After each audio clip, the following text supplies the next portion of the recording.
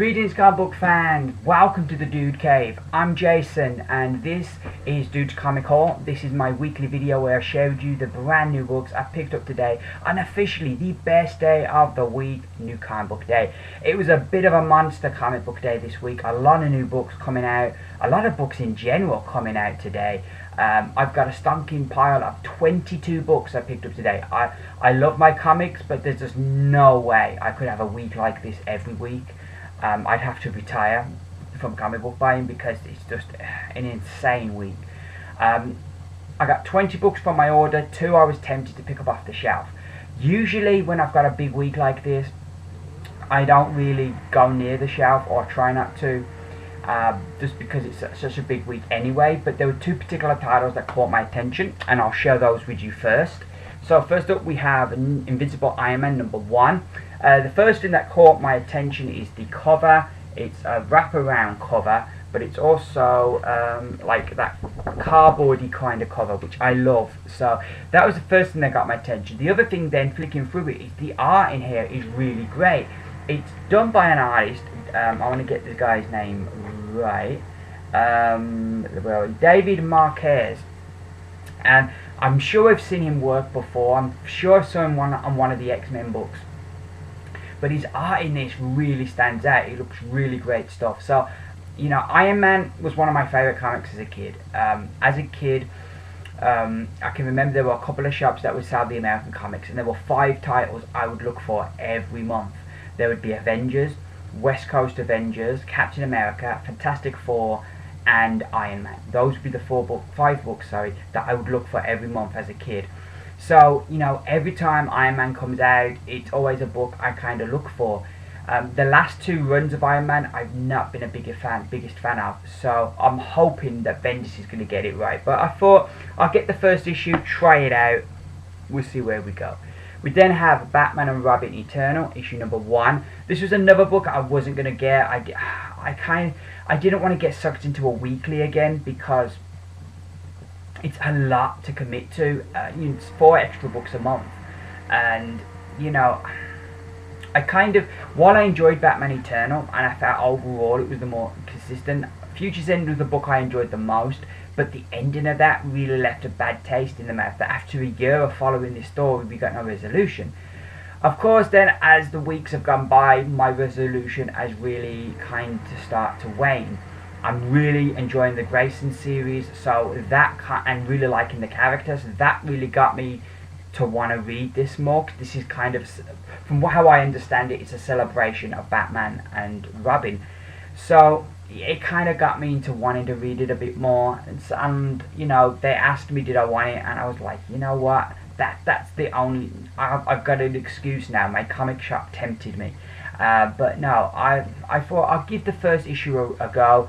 I'm gathering the first issue is just $3.99 because it's a bit thicker, and every week will be $2.99.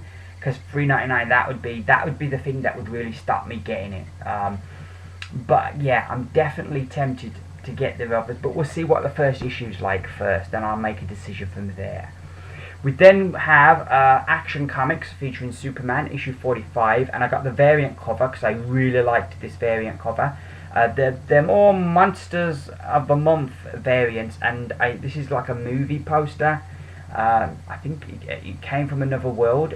I think it's the movie, but they've got it came from Krypton. So I really like that cover. So I got that. We've got Batman Detective Comics issue 45. First issue with Peter Tomasi. His artist is the very Japanese sounding. Oh god, you can never find Marcio Takawa. So the surname's Japanese sound. The first name's a bit more kind of, I'd say Puerto Rican, not Puerto Rican, Portuguese, and which Brazil.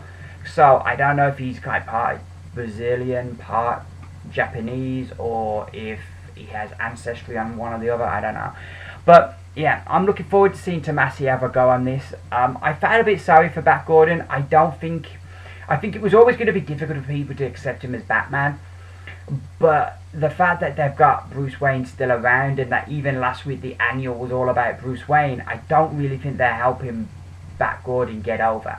And because we're showing this learning curve of him learning to be Batman, he's been making a lot of mistakes, been very fallible, where Batman is the opposite usually. So I think, yeah, I don't think they've done him justice. But from the cover, it looks like it's going to include the Justice League, which is a thread they haven't picked up on yet. You know, we've got a new Batman. Does that mean automatically he'd be in the Justice League, or are they kind of like, you're not Batman, you don't get in? So yeah, that's going to be interesting. So I'm actually quite excited to read that one. So that should be good. We have Batman Beyond issue number 5. It's been one of the surprises of like the whole new books DC have brought out. I've really been enjoying it. They've been doing a good job with it. So yeah, that should be good. We then have Green Arrow issue 45. This book, it's up and down. Since Lemire left, it's like you get like an issue and you think, yeah, we're going in the right direction, and then the next issue is like, oh my god, what are they doing?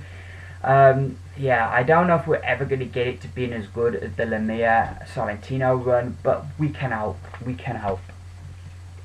We then have Green Arrow Annual number 1. Super chuffed we've got an annual. It's written by the same writer, which is always a good thing. So this would be an interesting thing to see what he does with the annual. And the other thing that's good for me as a Green Arrow fan is I get a double dose of Green Arrow. So that's always good. We then have Green Lantern issue 45. The final showdown with Black Hand is on the cover there. So it'll be interesting to see what's going to go down here. But I've been enjoying the new direction of Green Lantern. I've really been enjoying. We then have Midnighter, and again it's another team up with Grayson. So we all need a bit of extra Grayson in our life. That whole statement would have come out totally different if I'd used Grayson's first name. Next up we have Plutona, issue number 2. This first issue really surprised me. Jeff Lemire did a really great job with the book, and like, I'm not usually one into these kind of stories, but this one really hooked me. I really enjoyed that, so I'm looking forward to the second issue. We Stand on Guard, issue number 4, so this should be good. 2 of the characters I think got captured last issue if I remember rightly, and the rest of the group were going to go and rescue them, so that should be good. We then have a book, which is one of the books I'm really looking forward to. It is Doctor Strange number 1, written by Jason Aaron. I'm a big fan of Jason Aaron's work, so I don't know if I'll keep getting this book, but I'm definitely going to try it out because it's Jason Aaron. Like, duh. We then have Groot issue number 5, which I'm not sure if this is the last. I kind of don't want to go to the end because I don't want to know. And it says next. So it sounds like there's an issue 6. Cause I wasn't sure. I thought this was like with Rocket, that was kind of had a short shelf life. But then it's issue 5, so they might just do 6 for the trade. I don't know, we'll see. But I've been enjoying this. It's been a lot of fun. It's been a lot of fun. We then have Secret Wars issue number 6. I kind of totally forgot that this was even a thing. I feel a bit sad for the series because it started off so strong, but with all the delays, it's totally lost any momentum it had. And I'm not like even looking forward to this. When the first issues come out of this, I was really enjoying it, and it was always at the top of my reading pile. But there's a lot more books I'm looking forward to this week than this one, and I think that's just because it's been so long. All the momentum it's built up has just totally eroded away. We then have Old Man Logan issue number 5. Really interested to see how this one's going to finish because it's going to go into an ongoing. So I don't know when that ongoing's coming out though. But yeah, I have been enjoying it. Some of the story has kind of moved a bit too fast, and it's one of those books where it could have done with a bit more time. But overall, I've enjoyed where they've been going with that, and I'm definitely looking forward to seeing where that's going to end up. We then have Star Wars issue number 10, also written by Jason Aaron. So much good stuff going on in here. You've got 2 main storylines. You've got Han Solo and his supposed wife, and Leia's not pleased with Han at all. And then you've got Luke, who has been captured by one of the Hutts. So and Chewbacca and C-3PO are off to rescue him. So yeah, there's some good stuff here in this book that I've really been enjoying, and I think it's really helped because they've given Darth Vader his own book. Because I think when they Dark Horse did a Star Wars that was set between A New Hope and Empire, like this book is, but because you had all the characters, it was a bit too much going on. With this, because you've got Darth Vader doing his own thing in his own book, so you're only really dealing with the rebel characters, and often they're like together. So you've only got like maybe two stories, like at the moment, two stories in this, so it works really well. So been enjoying that one. We then, speaking of Darth Vader, we have Darth Vader out as well. It seems to be Star Wars week this week. All the Star Wars books coming out. I've enjoyed this. The end of last issue, why is this character on the cover going to Naboo? You know, and you think now that he's found out that Luke is his son, or he's putting it together, is this all part of that? Does Darth Vader even... Because why else would she go to Naboo if she didn't know about Padme? So, we then have Lando, the final issue, and I've enjoyed this, and I'm looking forward to seeing how it's going to finish. We then have Star Wars Scattered Empire, which will be one of the first books I read.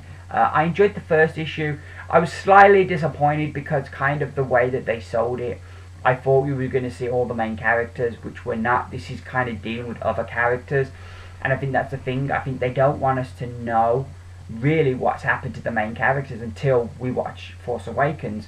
So some of these books that are kind of saying they're going to fill it in, I think would have been better after A Force Awakens, when we all know, because then you can kind of start dealing with the characters we want to know about first. Which I think that was the only disappointment I had with that. We then have Doctor Who, the 11th Doctor, Year 2, Issue number 1. God, these titles are getting longer. I've been enjoying the Doctor Who books, and this one has the tease of the War Doctor, so I'm wondering, you know, both covers had the tease of the War Doctor, so that'd be interesting. We have Bloodshot Reborn, issue number 7, which I'm really enjoying this book, and I'm liking where it's going. So yeah, and last issue ended really good because it was this hunted storyline where he found, like, he's always known he can track the other people that have got the nanites, so he knows, but now he's found out that they can track him as well, that they know of him. So these other people that have been infected with the nanites, they are also tracking. So I liked that. I thought that was a really interesting wrinkle. We then have Imperium, issue number 9, kicking off a brand new arc called The Vine Imperative, which sounds very, very interesting. But this has been a book that I have been really enjoying. Arada is a really fascinating character. All the characters in this are really fascinating. I don't think there's one boring character in the book. A really good cast of characters, and I'm looking forward to seeing where we're going to go with the new arc. So those are my books for this week. A bit extra, I've been reading my way through Suicide Squad. I got issue 1, couldn't get issue 2 yet, but then I got issue 3, issue 4, issue 5 and issue 6. These are the ones I've read. The first 4 issues have kind of one mission, where they have to go to Russia. We have a new team. From the original team, we have Harlequin, Deadshot and Black Manta, but from the new members are put in Deathstroke, and Joker's daughter. And we've got this new guy in charge called Sage, and Waller's working with him, but they don't agree on the team, and he has a totally different attitude. And the first mission goes balls up straight away, and there's betrayals, there's confrontations, and there's things not going to plan. Really good stuff. I really enjoyed this first story. I think the art does let it down, but some of the issues, you've got about 3 artists on it, so it's not, you know, surprising that the art is the weakest part of the book. But the actual story and these covers, you know, I really like all of these covers as well. Then I read issue 5 and 6 this morning. This is the next mission. We now have a new team. We have Harlequin, Reverse Flash, Captain Boomerang, Black Manta, and 3 Ninja Man-Bats. Yes, you heard me right, Ninja Man-Bats. How cool. And so, like, this issue, they had to go on this mission to China where they're creating meta-humans, and they have to blow up the facility so that China can't create meta-humans, and again it goes wrong. I'm really liking this. Harlequin is a bit different in this. They've turned up the crazy on her than she was in the first 4 issues, but the fact that characters in the book acknowledge that she's acting crazier kind of tells you that it's going to be part of the story, and it's not just kind of say, for example, editorial, oh, we need Harlequin to be a bit crazier. It's not, you gather it's part of the story because they bring it up. But again, the covers, I think issue 6 is probably the weakest of the first 6 issues cover wise. The art, again, you know, you've got a lot of different people on the book, and the art is still the weakest part of it. If I was flicking through this, I would probably decide to give it a miss because the art is definitely the weakest part of the book. But the story is really good. I'm liking the characters. Black Manta in this book is a real badass, and I'm really liking him. Ninja Man-Bats, again, it's like Ninja Man-Bats, wow. And yeah, it's so far I'm really enjoying it, and I'm glad I've jumped on board. So that is that done. That's everything really. I will be back some point next week probably, because that's a big stack of books to get through. So probably, you know, usual time next week I'll be back with a review video, and then next Wednesday we will have a haul video again, which I think next week I've got about 12 books on my pull list next week, so it's going to be a smaller week, which after a big week like this you need that smaller week to kind of have a few days to kind of breathe. But anyway, I hope you all have a great new comic book day and you get all the books that you wanted. Thank you very much for watching my video. As Arnie once said, I'll be back. All that leaves me to say is I've been Jason. This has been Dude's Comic Haul. Bye for now.